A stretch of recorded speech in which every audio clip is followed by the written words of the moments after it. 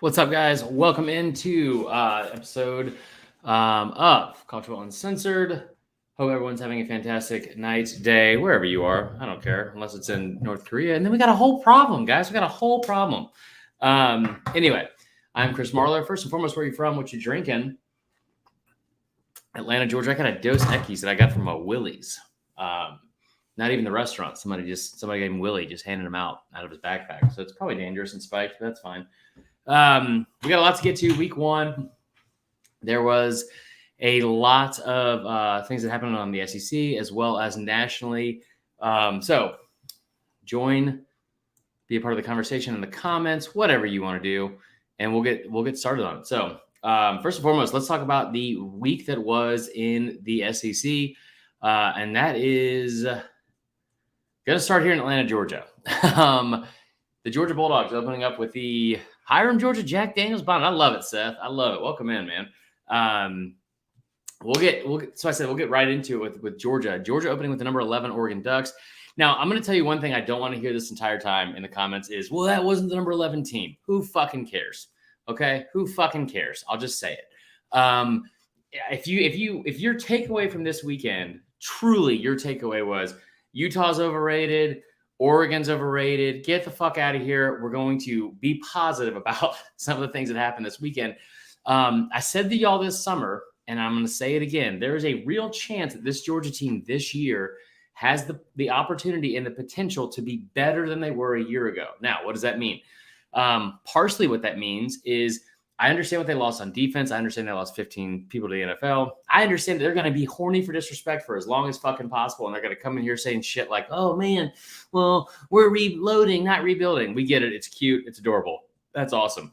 You're going to have the ability to reload, especially with that schedule from here on out. But this Georgia team, with what they return on offense and with Todd Monken coming back in year 3, in year 8 of Stetson Bennett, you have the ability to be more dominant now than you were even a year ago. And that's exactly what we saw on display here in Atlanta this weekend.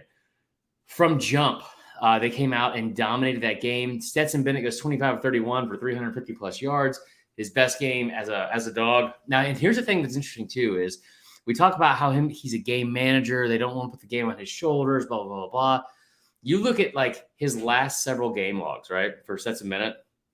Tell me what stands out to you when you look at his attempts, because before going into the playoff last year, he had like two games where he had over 30 attempts. They were both losses where they were down by a bunch.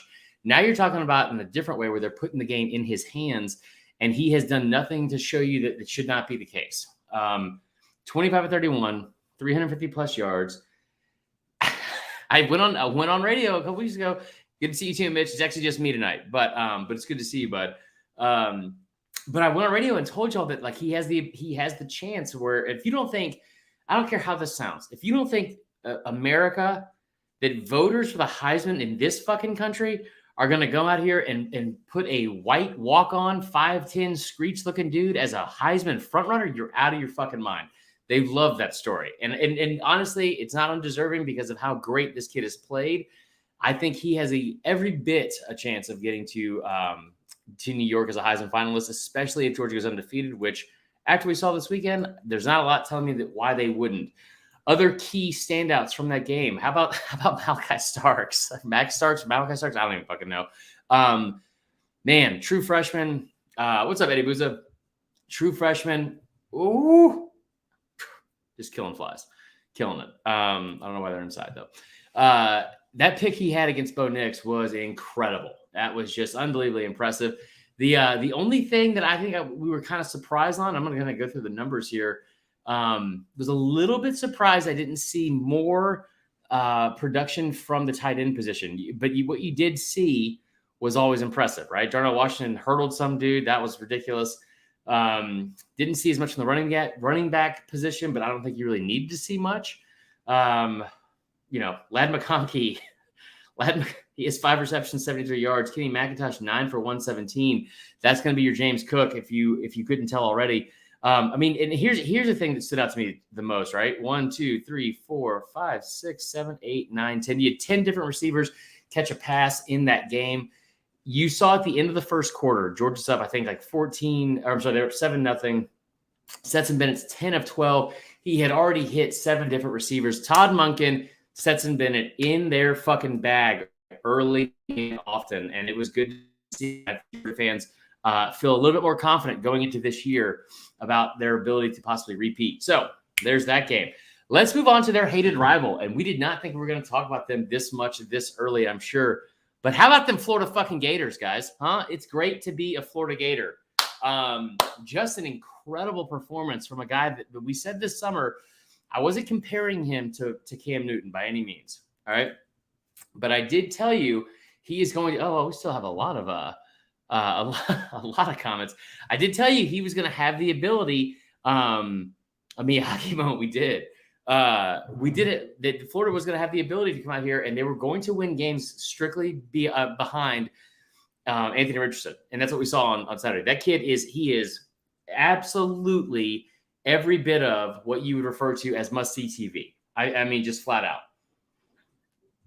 That was awesome to watch. Awesome to watch. You play a number 10 team at home. There's a reason why Vegas had that line set the way they did. Obviously, I don't think the humidity got to him. It feels weird to be happy for Florida. But how about the state of Florida? Like, how great was that? And by the way, throw out all your comments, all kind of stuff. We're going to try to keep it 30 minutes because I'm going to go watch Elvis as well. I've already got it going. That fucking Tom Hanks is real creepy in that movie. But anyway, so Screech for Heisman. I love these comments. These are great. What's up, Griffin Smith? Yeah, it feels weird to be happy for Florida. But so this is what ends up happening. So Florida comes in here. They kind of struggle early, but you can see from the first quarter and early on that Anthony Richardson is a different type of dude. He is must-see TV. Every single week, he is going to do something. And I don't think it's a Bo Nix type thing where it's like he's going to do 3 things that make you say, wow. He's going to do 3 things that make you say, what the fuck are you doing, dude? I mean, he did things on that field that we haven't seen in years. I think maybe since a Tebow or maybe even, like I said, since a Cam. The jump twirl, which when I do is not viewed as cool at all. It's called pizzazz or sassy or other words that I don't really feel like are very masculine for me. But when he does it on a 2-point conversion and then rolls out of the pocket and hits it, I mean, that kid and Billy Napier are going to be fun to watch in year one. I think that Florida will go as far as he can take them, which is probably about 9 to 10 wins, but still a lot of fun. A lot of fun to watch both those kids.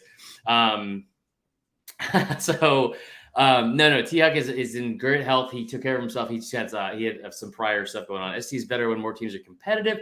Holly Johnson, I love you to death. I can't be convinced of that. Let's get to the game that many of you feel like T-Huck is probably why he's not here. It's not, but let's get to maybe the best game of the weekend. Okay. LSU FSU. Jesus Christ. I took a little bit of a nap, which I planned perfectly. I just pat myself on the back right here. Planned perfectly in the middle of the first quarter to about the third quarter. Woke up, got to watch the tail end of it. Man, that was a struggle bus for a minute.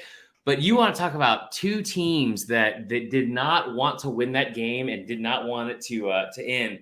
That was fun. That was a lot of fun. I tell you what, it was good to see. There was a moment at the end of the Florida State game or the end of that Florida State LSU game where you had a Florida State player and they're following him. And I got goosebumps just thinking about it.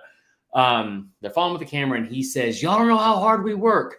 And it's like, man, there's so much that goes into college football where we do not understand how difficult and how you think about what those kids have been through at that university where you have 3 straight New Year's Six bowl wins and you have Dan Mullen and talking about holding the rope and beating people in arm wrestling or what the fuck ever, a thumb war, whatever the shit he was talking about nonstop. But it was so much fun and it was good to see. You don't realize how hard those kids do work and the shit they put in the offseason. Also, we can shit on them on Twitter for no reason. Really? I mean, it was an incredible ending. I hate the way it ended for my LSU brethren. I love the way it ended for my co-hosts and FSU fans everywhere. And listen, you got to give them credit. I ate some crow on this on Twitter. They showed up. They showed out. The fan base went to NOLA. They were there early. They were loud. They were celebrating. And I tell you what, an early moment for my favorite moment of the year so far. All right, and we're going to talk a little shit to LSU fans here. When the FSU fans went, there was one kid who was like this, giving like the deuces in the end zone. And LSU fans and frat bros losing their minds. Man, y'all thought that was funny in 2019. Y'all loved that shit when all your fans or your players went up to the Bama recruits and all that kind of shit after that Bama LSU game where y'all won by 5 total points. Man, when you're on top of the world and you do whatever the fuck you want to do, the rest of the country, it's all fun and games. But now you get brought down to earth a little bit and you find yourself in a little bit of a rebuild because of the shit you allowed to happen under Coach O. It's not as fun. I will say also, yes, Mitch Aldridge. I love this. He brings it to the point because FSU's band immediately playing neck. I love it. I'm going to tear up. Few things bring a tear to my eye as much as somebody singing "Suck That Blank Blank." B. I mean, just an incredible first week of football. I know Willie Gray brought up the UNC App State game. That was awesome. Start to finish, what an incredible week of football, right? Now, like I said, I'm doing this solo, so I'm going to be a little bit all over the place. I know we've already gotten to the first 3. Let's see here. Where do we want to go next? We can talk a little bit about Bama. Let's talk about Arkansas instead. Arkansas opens up against Cincinnati.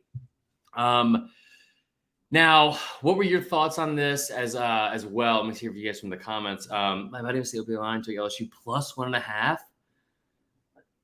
Oh my God, Willie, that's awesome. That's an incredible win for your buddy. All right, so let me hold on. Give me a second here, guys.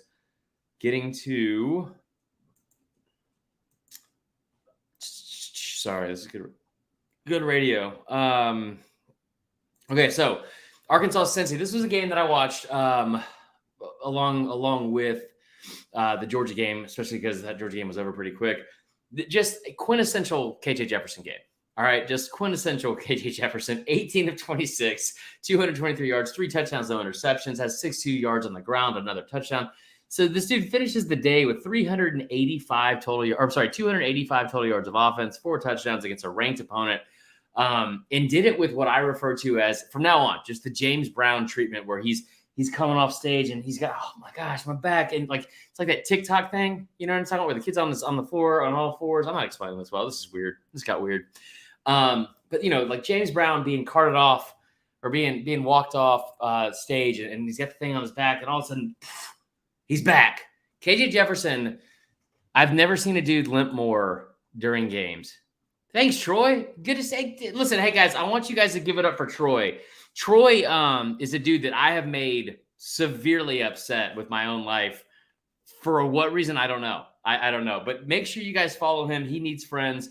He is very upset with a lot of things going on in his own personal life, where he comes in and has to, I guess, cause attention to only negatives, which we're not going to do here. We're just not going to do. Anyway, good to see you, Troy. Thanks for tuning in. I don't know what you do with your job, but I'll never watch it like you're watching me right now. So there's that. Willie Gray, not going to show you the dance. Anyway, Arkansas comes in. Positives from this. I tell you what, you beat a ranked team, first and foremost. 2, Trey Knox. It's a guy we've been waiting for years and years, I feel like, since he got on campus. 4-star recruit, 6'4", 220, coming out of high school. Switching to tight end. Looked good. I mean, this is a guy that caught 7 passes all last year. He comes in day 1 as a tight end, goes 6, has 6 receptions for 75 yards, 2 touchdowns. Looked the part. Has always looked the part physically. Looked the part physically and mentally. Was there, like, fully invested. There was no issues. He had the entire game. Love to see that. I saw, a lot of people thought that this was a struggle game for Arkansas. It's a ranked opponent. I know what Cincy lost. I know it's not the team that went to the playoff necessarily a year ago, but it's a ranked opponent. I don't see any issues with this here. I thought it was a good win, and they get a South Carolina team that looked like shit in week 1, coming in this week. I think it was a great win. You check off all the boxes. You have your moment at the end of the game where Sam Pittman endears himself to the rest of America once again. You love to see it. So anyway, going into, we'll talk about South Carolina for a minute. South Carolina was a pretty massive disappointment, in my opinion. You play against a Georgia State team that's not bad. They've put up a lot of good numbers, like we talked about. I think they have the best against the spread record out of any team in the country over the past couple of years. So Georgia State goes into Columbia, and you all you really want from this program and from this team, especially in year 2 of Beamer Ball, is to kind of put your foot on the gas early and don't let up. Just show why you should be here. Show what you've improved. Show this is different than we've seen in years past, and kind of prove some of these doubters wrong. They pull away late, right? They win big in quotes, but at the same time, they struggled early, and you saw the offensive line struggle a lot. Where Spencer Rattler was it felt like he was like running for his life at times. That's something I don't think is necessarily going to change. I don't see why all of a sudden you saw it a year ago, you saw it a year before. That offensive line at South Carolina is not very good, and we'll see what happens with it. But I don't think that something like this week, man, Arkansas is over a touchdown favorite. I think that probably goes up even. I don't see South Carolina. It's a great story, but when you got to put these kids on the field and it's X's and O's and Jimmys and Joes, I don't think South Carolina necessarily has as much as we were hoping they would going into year 2. Another one here, I think with Kentucky. Tried to tell you guys this in the offseason. Somebody that struggled was facing it seemed like he was running for his life a lot early on. That is Will Levis. Will Levis, you lost 3 offensive linemen to the NFL. Didn't necessarily look great in week 1. You pull away in the second half. And listen, he still puts up his numbers, all that good stuff. I don't, Tavion Robinson, he looked fine. I just don't think it's something like when you go into this game now, week 2, and you're going to the Swamp. What is your confidence level if you're Kentucky? Will Levis puts up 300 yards. He has 3 touchdowns, 1 interception. Kavasi smoked. Like the rushing game looked not great. 26 attempts for 50 yards. That is the bread and butter. Now, I will say, when you lose 3 guys to the NFL, you lose a guy like Wan'Dale Robinson. What is the confidence there going into week 2? Kentucky has played Florida close and arguably better more years than not over the past 5-6 years, right? Like they've outplayed them. There's a couple. I mean, they've beaten them most times, but they've also had times where you've had you forgot to trot out an 11th person on defense for 2 years in a row. That was pretty tough. I don't know. Anyway, so I think that when you have a situation like Kentucky had on the offensive line where you aren't just going to be able to reload on the offensive line with what you lost, that is cause for concern. How is Notre Dame ranked? Do we want to talk about how viral was Will actually getting to the backfield like he did? Cool, Troy. I don't know. We're not going to read any of your questions on here because you've been an absolute fucking asshole every single time you come in here. When you come in here with a better attitude, we'll start reading some of your questions. Anyway, so how is Notre Dame ranked? Notre Dame's ranked because they're fucking Notre Dame. They're always going to be ranked. They're always going to be ranked. I don't know. I think that they didn't look bad. Marcus Freeman looked good in week 1. I will admit, this is just the nature of the job. I didn't watch much of this game. I had the 2 TVs set up, and no, Troy, no one's like salty. You just come in with a dickhead attitude, and you make all these comments about like all this negative stuff. Just be a good person. That's all. This is the last we're going to talk about it. Come correct next time. Start yourself over here, and we'll go from there. All right, Willie Gray talking about the fact that the fact that they come into this game, it's in the horseshoe. How about the defense? The defense looked good. Ohio State, we all thought Ohio State's offense was going to just run roughshod through that fucking defense, right? They didn't. It was pretty impressive, I would say, from early on. Now, the defense looked better if you're Ohio State. Now, watching these 2 fans come afterwards, thank you, Seth. I appreciate that. But so when you come in, what's up, Trevor Garza? We're going to talk about A&M here in a second, man. So when you talk about like 2 fan bases afterwards, just a collective group of assholes, right? It was hilarious to watch. It was like, man, the refs are so favored of this team, or like what the fuck ever. Both those teams are probably going to continue to be ranked in the top 5, and deservingly so. But A&M is not very. Not A&M. Notre Dame is not like a bad football team. I will say, I think it's a little bit early to know what they really have. Like I don't even know what's on the rest of that schedule. Do they go 10-2? They go 11-1? Because it kind of sets up like that. It seems like every year, right? When you have Ohio State, I think if you're looking at Ohio State like I was, where I picked them to win it all at the start of the year, you kind of wonder, what does that look like moving forward? Like, is that something where they are going to be able to run roughshod through that Big Ten conference, that division, Big Ten East? Like, you saw Michigan put up 51 points against Colorado State. I don't know what that means. It's Colorado State. I'm not sold that Ohio State is so much further ahead than they were in years past. So I will say that. All right, let's get to A&M now. If you're keeping score at home, that A&M game, are they still playing, Trevor? Or like, is that game still in delay? Several games went in delay this weekend. You had this one, Auburn and Mississippi State. I thought that was it was they struggled early, and I think we all love to see it. Just if we're being honest, Trevor. But I will say this too: they pulled away in the second half, a 31-0 win. The line was 30.5, so Vegas knew that's about what those two teams were supposed to be. Impressive in a lot of ways. Haynes King, it's like you don't want to really be critical of him because it's something. Lightning still fucking coming down. Tyler Davis, fantastic point. Wasn't a bad game. Notre Dame impressed more than OSU disappointed. Lightning still coming down. So listen, here's the thing. It's like you don't really want to be super critical of Haynes King because this is a highly ranked recruit. He's got a lot of talent there for sure. But at the same time, you have a difficult job of trying to listen, if you're the quarterback whisperer, right? If you're a quarterback guru, like Jimbo Fisher's supposed to be. I said this on Saturday, and I'm going to say it again. Maybe it's time to start yelling. I don't think A&M's in trouble by any means, but this is a different situation that they are going to find themselves in this year because for the first time in a very long time, you have expectations. Think about that 2020 team where they went 10-1, right? I think it was 10-1. Was it 9-1? Trevor, help me out there.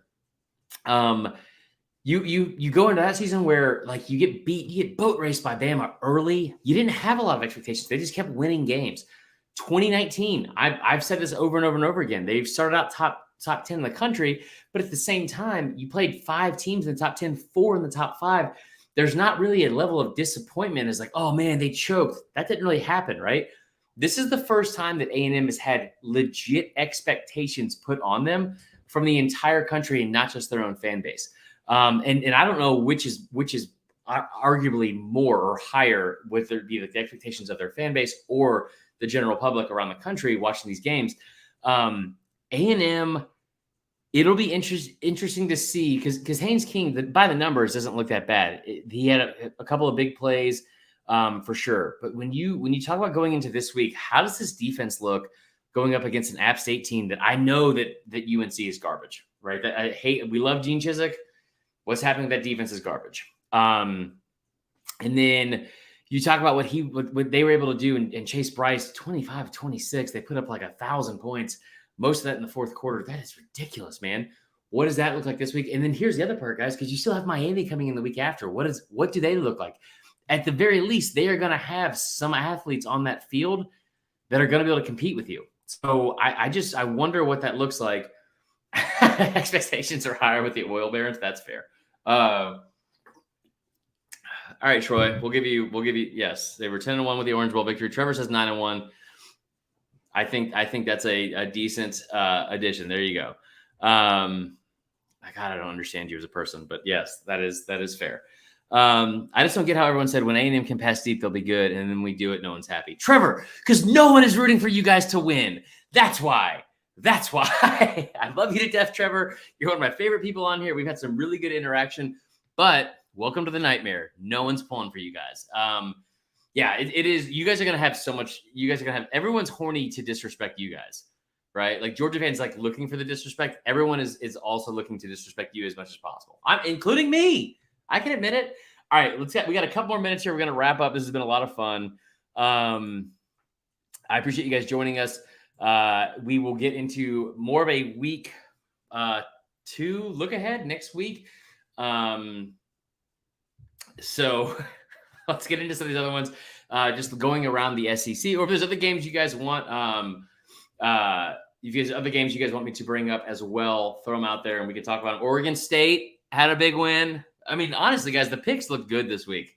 The picks look good. I will say that, unless you're Bo Nix, and then they just look like they always do. Let's see if we can wrap this up in 3 minutes. Any questions, anything like that we can throw in here? Because like I said, I want to go watch Elvis. Should be pretty good. Ole Miss, thought they looked pretty bad. Zach Evans did Zach Evans things though. 130 yards. I think like his number was set at like 91.5 or something like that. So if you jumped all over that, good work. Auburn. Mercer does not look great. The pod should drop tomorrow, Tyler, I would think. So the Mercer Bears going into Auburn and kind of, I wouldn't say challenging by any means, because it wasn't ever a challenge. They were down 28-7 here. They're down 42-7 at one point, and that's another game where they had a lot of like delays and stuff like that from the weather. Tank Bigsby had a huge game. That was good to see. I think if you're Auburn, that's really more important than even talking about. No, UF is probably more than that. I would hammer Florida. Is one of those questions. So, but like I think the Tank Bigsby thing is probably something you want to hang your hat on more than the TJ Finley in terms of what's most important for this team. I think that you want to have Tank. So listen, here's the thing: if you're an Auburn fan and TJ Finley looks like shit, you kind of expect that to a certain degree, right? If Tank Bigsby doesn't get going and the offensive line kind of struggles, and you're talking about dodging tackles and getting tackled in the backfield, that's a fucking issue, right? I think that looks better with Tank Bigsby the other way. And Robbie Ashford is a guy he's a really good athlete. He's a really, really good talent. And he is going to be the most popular player in Auburn outside of Tank for the next several weeks until he actually gets a start, which I wouldn't expect. The big thing for Auburn is this. Trevor, I love you to death, bro, but that's such a big picture question. How many SEC quarterbacks get drafted this year? Here's the thing. Touching back on the Auburn thing real quick. Now, if you're Robbie Ashford, here's the thing you have to have for Auburn, or if you're Brian Harsin, right? And that is this: you have the ability, obviously, to run the football. You're going to start going into this week. I'm assuming you're going to start TJ Finley again. But if you go into week 3 against Penn State and you have any sort of QB issues, right? Because Zach Calzada, even with the transfer, he's an afterthought already, right? Do you start Robbie Ashford? Do you start 2 quarterbacks at the same time? Or not at the same time, but you know what I mean? Or maybe you fucking do. Maybe it's like, like backyard football. I'm not sure. But if you have a quarterback controversy going into that game, it's not going to be good. It's not going to be good, because what you don't want to have is an opportunity, especially if you're Brian Harsin, being on like what some people think it's a hot seat is with what happened this offseason. You don't want to leave shit on the table where it's like, man, we could have won that game, and you definitely don't want to have it be like, we could have won that game, but I started the wrong guy, but I should have played this guy instead at all. You know what I mean? So there is that. Did Florida schedule any games out of the state this year? Willie Gray. They never travel. They oh my gosh. Yeah. I mean, they're like bath salts. They only stay in that state, which is probably for the best. How many SEC quarterbacks get drafted this year? I don't know. That's a lot to ask, Trevor. It's a lot. I don't think Chris Rodriguez will be back for this game either. So that is pretty much it, guys. I think there's probably a couple more games. Vandy, we're not going to get into. They didn't cover the spread. It's a big shout out to Mississippi State. I know we have a couple Mississippi State fans, Sarthak Sharma as well. Love the fact that they kept putting it on. Of course, dude. I appreciate it, Eddie. Sorry about actually, no, congrats on the win. I almost said sorry about the loss. I'm an asshole move on my end. Anyway, Mississippi State, big win. Love to see what Mike Leach did there, and they kept putting it on. They did not have a situation where they had anything close to what happened last year. I don't like the way you drink beer. What did I drink? How did I drink beer wrong? Is that wrong? Me deep throating the Dos Equis? Is that bad? Wait, how did I drink? Listen, we already have Troy in here, and me and him are having, what's the record prediction for Florida? First I was saying 7-5. I think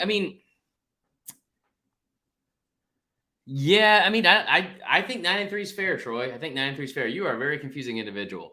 If you're a Florida fan, I don't know what I could have said that would piss you off either. That's so weird. Anyway, but Tyler Davis, explain to me why I drink beer wrong. Maybe do it in the DMs. I don't know. Okay, thanks, Troy. I appreciate that, man. I love this job so much.